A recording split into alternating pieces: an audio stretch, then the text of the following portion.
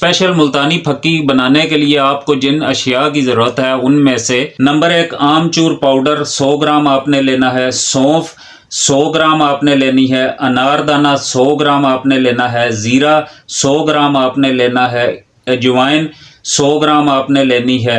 उसके बाद जी काली मिर्च 50 ग्राम, ये आपने 50 ग्राम लेनी है। कुलवंजी आपने 50 ग्राम लेनी है। अदरक पाउडर आपने 50 ग्राम लेना है।